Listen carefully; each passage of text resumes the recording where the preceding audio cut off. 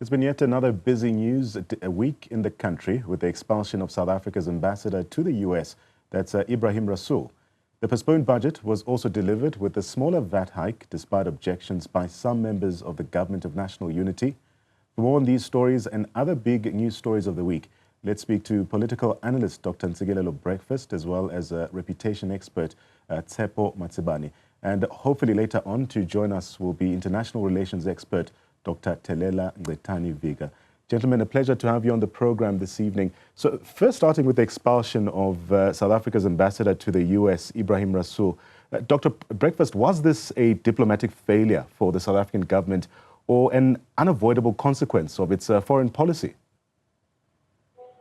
If one examines at close range the foreign policy of the US, I think it's an open secret that as it stands, in my opinion, it tends to apply double standards in the sense that on the one hand, it promotes democracy, human rights. On the other hand, it turns a blind eye to the violation of human rights.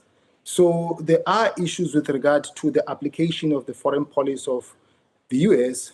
However, I think maybe our ambassador was not circumspect, in my opinion, in articulating his views the way he did on that platform, which was arranged, in my understanding, by Mapungube Institute. Because when you are the ambassador, you are the embodiment of the country. You represent the head of state, the entire government. So I think there was an omission of the application of diplomacy there, maybe on both sides. But I think we are on the back foot now, given the fact that the relationship between us and them has broken down already. I don't think that he was thrown under the bus. I think maybe one should have been more circumspect there, because in my view, you can't be seen to be insulting a president that is hosting you. It's like me. I don't think I can come to your house and call you names. I mean, I can bet my bottom dollar that you will, boot me out. So I think it was one of those things that escalated the fallout between ourselves and themselves. Dr. Breakfast, we will in a short while look into Rasool's comments, but Mr. Matsiba, from a reputational standpoint, how does this impact South Africa's international reputation? Does this mean isolation for the country? Thank you for the opportunity. I think, the difficulty with this specific situation is that you are dealing with a country that has already taken a posture. And we've had an ambassador here in South Africa who made silly remarks about the country, a US ambassador, and we didn't dismiss that person. In fact, Pretoria had a meeting and some conversations with that ambassador, and he was not dismissed. To dismiss an ambassador in this unceremonious manner just says that you've already taken a posture, and that posture is that you don't want to have a conversation that's constructive with South Africa. And so South Africa would need to take a decision for itself about where to from here. But in terms of how this affects us internationally, obviously one would have expected this specific ambassador to have tonality and understanding of context, given that he's been in the US before and he understands that environment and the sensitivities around that environment and the extent to which being tone deaf in terms of political commentary and rhetoric is actually, especially when we've seen what happened with the discussion between President Donald Trump and the president of Ukraine. One would have imagined that this specific experienced leader from within the ANC, but also an experienced leader in South Africa's context, experienced international diplomat, one would have expected that he would have exercised more caution. He must have actually taken the most expensive webinar of his career and the most expensive webinar of the country that impacts the country's brand reputation. But I think importantly, what this says is that, America is acting against South Africa and not just Rasool himself. Let's unpack that, Dr. Breakfast, Rasool's comments. While some would say that Washington's move is justified, there's also a counter view that says on the part of the US, this might be an overreaction on their part. But what's your sense, especially considering the comments that Rasool did make of the US president? Yeah, I think the straw that broke the camel's back was the grievance that we instituted, against Israel. I think that move did not sit well with some in the US, and I think maybe we are being punished for that. I'm responding to your question as to whether is the US not overreacting. Yeah. Well, I think that argument can be advanced. But I think also under the current circumstances, we need to be more circumspect in terms of how we project our national interest on a global scale, given the fact that we have this tension between us and the US. Yeah, it's going to be very difficult to mend the relations between the two countries, because it looks like the administration of Trump, they've made up their minds about us. But is there a manner to salvage the situation, Matsiba, from a reputational standpoint? Yeah, I mean, one would expect that in the context of diplomacy, South Africa should exploit at this point in time individuals and groups, friends of South Africa in the US, who can go and lobby for a behind-the-scenes discussion. And we know that President Ramaphosa has already articulated that he's sending a team of strong envoys who can go and assist us in that context. But also, given the reality that there are substantive issues, such as what Prof has just mentioned, about matters between South Africa and Israel and Gaza in Palestine, and South Africa's support in the context of the ICJ case. The reality is that unless those discussions are placed on the table in terms of saying, but what is it that you actually want for us to have a discussion, and what is your leverage, the discussion will not take place. So we need sensible leaders beyond diplomatic ties. One would need to have a person or individuals or groups that can unlock the conversation. And unlocking the conversation means you put on the table the obvious, which is the elephant in the room. And South Africa needs to have a deep discussion with itself about what is our leverage when it comes to our foreign policy with the United States of America, because they seem to have the obvious power, the obvious money, and the obvious we are your biggest trading partner, if not the second biggest trading partner, and therefore we can do all sorts of things. But I think the relationship is symbiotic, and one would actually need people who understand, who have a network, who can have a conversation on the other side. I doubt that Pretoria is having access right now to key people who can actually table a sensible discussion, unless they actually entertain a more humble and a more being bullied approach. So weighing the economic benefits of being bullied with your sovereignty and I think your standing internationally, given South Africa's posture in Africa as part of the African Union, and then South Africa's friendship with Europe, and importantly, our relationship within the context of BRICS. Well, if the President Ramaphosa's wording is anything to go by, certainly the sentiment is that South Africa will not be bullied. But Dr. Breakfast, while we still continue focusing on these tensions between Pretoria and Washington, I want us to also unpack a bit about reactions to the budget that was delivered recently, and this narrative, or this take or assessment of the ANC's narrative that the DA really aims to return South Africa to apartheid-like conditions through their budget proposals. Maybe let's unpack this a bit. What are your thoughts on these comments?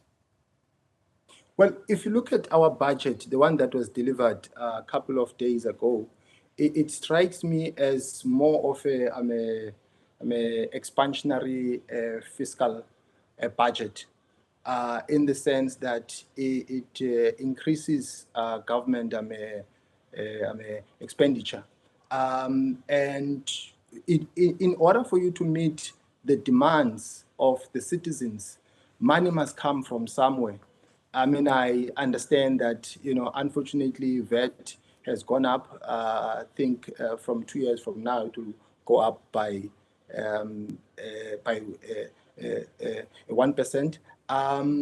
But I think the government has been very careful not to tax business. So they've taxed citizens for value-added tax, which is something that makes the GNU to crumble, in my view. But there seems to be a plan in the ANC as a way out of this conflict between themselves and the DA, because we heard in some media houses that there are talks between the ANC and the EFF as a way out if the DA doesn't want to support the ANC in terms of adopting this budget. So it looks like the possibility of the GNU falling apart is not far-fetched, in my view, given the fact that there are these tensions. I mean, some media houses have reported that the DA also is considering taking the budget on a review.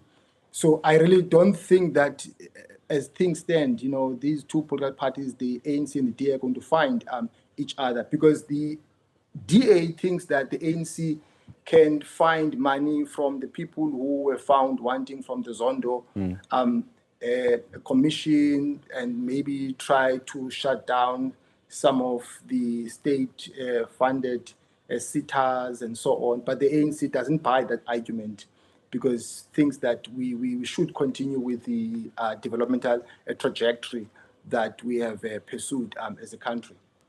Mr. Matiba, still focusing on the budget, surely these apparent cracks within the GNU don't inspire confidence. Maybe give us your take, especially while reflecting on these varying reactions to the budget. Yeah, I mean, there are a few fundamental issues we need to look at when we reflect on the budget in the context of investor confidence, but also in the context of domestic citizen confidence. And both are important. None of those are exclusive on their own. Now, when you look at the fact that the cabinet in its current form is really bloated, and that the state continues to actually increase its spending. We are spending a lot more in terms of bailing out state-owned enterprises, particularly organizations such as ESCOM.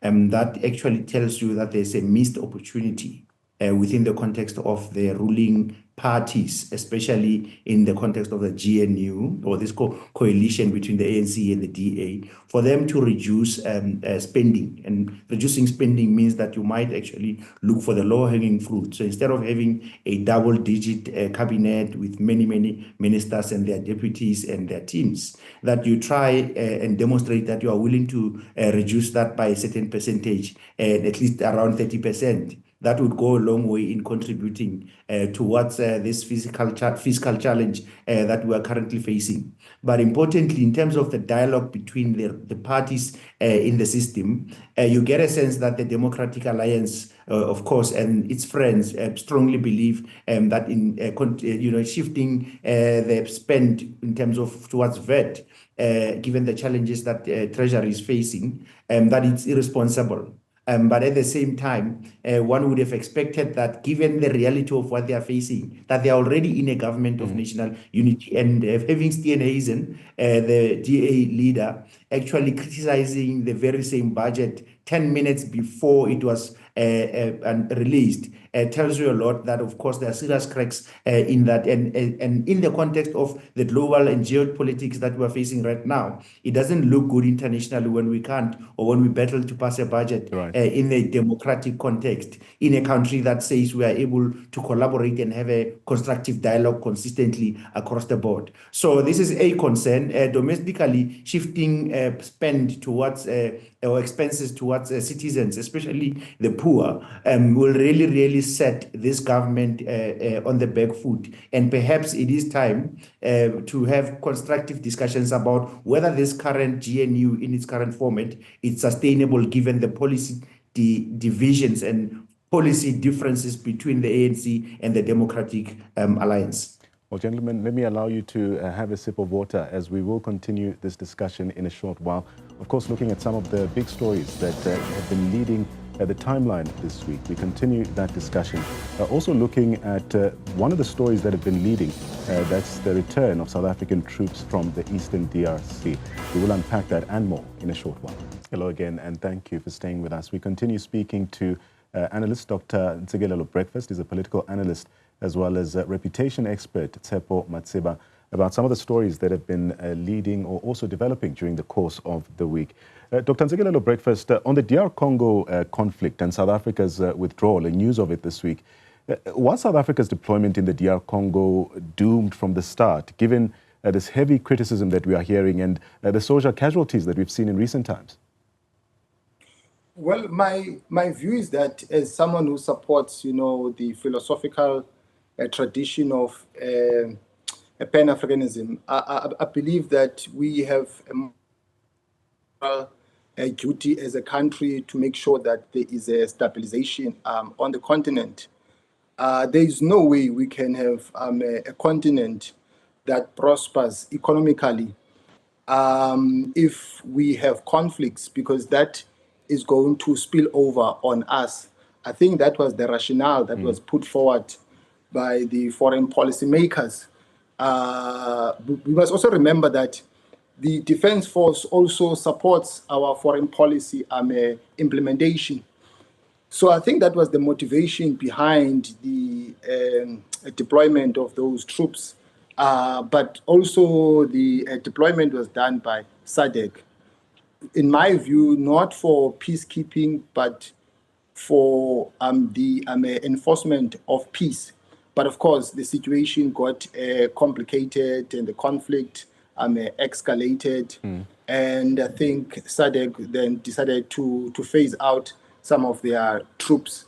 But I don't think, in my view, that we will be withdrawing ours on the spot. I think it might be in phases. But I think there is a need for us as a country that also wants to be a leader on the continent, and also wants to be, there has been this debate about South Africa becoming like a United States of Africa and becoming hegemonic on the continent. And that started way back with Mr. Mandela, in terms of the peace initiatives in the DRC and other parts of the continent. So I think we've been building upon that. Mr. Matseba, does this have a reputational consequence when you look at the situation that's playing out right now? Maybe to put it more frankly, South Africa's withdrawal from this region, does it affect its credibility, especially as a regional peacekeeping force? Yeah, you'll know that South Africa, on this continent at least, has played a peacekeeping mission in different sectors. And so the withdrawal of troops, especially with the number of casualties that we've seen, may send a negative signal that we are weakened and whether there was sufficient preparedness domestically as well for the families and the citizens who experience the losses of life. This signals something else from a perception perspective, that South Africa might not have been necessarily fully prepared, may have been ready. The facts may be completely different, but unfortunately, perceptions drive markets, and domestic and international perceptions are the ones that often influence people's perceptions of the country, how the country's trust equity evolves. And at the moment, there is a test that the SANDF, perhaps as a brand, is being perceived as a weakened system. And we know that it's SADC that is removing troops from the DRC gradually or immediately. But perceptions about South Africa as a regional key player, as an instrument that probably has a bit of resources and strength, or supposed to have a bit of resources and strength from a peacekeeping point of view, one would expect, and we should not be surprised when people start to question the credibility and the strength of the country, but also openness about and transparency about the level of preparedness. Because what we are hearing from what is reported to be some of the SANDF members themselves is that the level of resources and support was lacking and very, very limited. And you are hearing those inconsistent messages when you speak to the ministry and when you listen to some of the generals from the SANDF. Dr. Breakfast, sticking with the theme of openness and transparency, it would seem that the M23 is gaining ground, despite President Cyril Ramaphosa claiming that peace is holding within that region. Does this signal the failure, especially of SADC's intervention in that region? Well, I think the fact of the matter is that M23 is a well-trained armed force and has been gaining ground. I don't want to say it has outmaneuvered us, but it has really been gaining ground, posing a threat. Even though also we've also pushed back in some quarters. I wouldn't say that as a defense force we are found wanting. I mean, my view is that I'm not a pessimist when it comes to our defense force. I think we've got one of the best defense forces on the continent, even in terms of civil and military relations. Of course, we do have gaps in the DoD in terms of lack of discipline and so on. I mean, you heard about soldiers falling pregnant on the battlefield and so on. But I think those things are very systemic. But on the whole, I think we have a good defense force. But I think M23 has, been having an upper hand. Yeah. Mr. Matiba, going back to South Africa's communication strategy in response to updating the nation about what's happening in the Eastern DRC, a lot of the families that were affected or lost loved ones in that region or troops did give information to the media that the information that they received about the situation or the repatriation of their loved ones was very scant and they hardly even got updates. What lessons would you say the South African government can learn from this experience? Yeah, so we know that the work that the SANDF performs in any region is sensitive in nature, and therefore we don't expect the army and the generals in the army to tell the country the secret weapons and the strategies behind their work on a day-to-day basis. But at least at an expectation at a strategic level is for the government to have a singular hymn sheet about their communication strategy in the sense that we identify the key stakeholders impacted, and families are the uppermost importance. And so you would prioritize those and have conversations with them behind the scenes with a singular message, but have consistent messages, because whether you say one thing to one family and another to a different stakeholder, that information is likely to end up in the public, in the media. So the minute you communicate, you must assume that the information has actually been published. And therefore, a singular formula of form of messaging would be important. And it was saddening sometimes to see that the minister and the deputy minister saying two different things or opposing views. But even in terms of their tone of voice, you could see that one looks surprised when the minister is speaking. The deputy minister was very, very surprised about the conversation. And so what you expect is for us to formulate a similar communication strategy, one that is channeled also through the presidency, so that you don't hear one thing from the presidency and another from the ministry and quite another from the administration of the defense force. But importantly, that when we articulate engagement with stakeholders, especially families of those involved, those who are bereaved, that we speak from one voice. And at this point in time, it doesn't look like we have a coordinated, consistent strategy. We allow the narrative to be driven by perceptions and not necessarily formulating a messaging framework that as a country we would like to drive.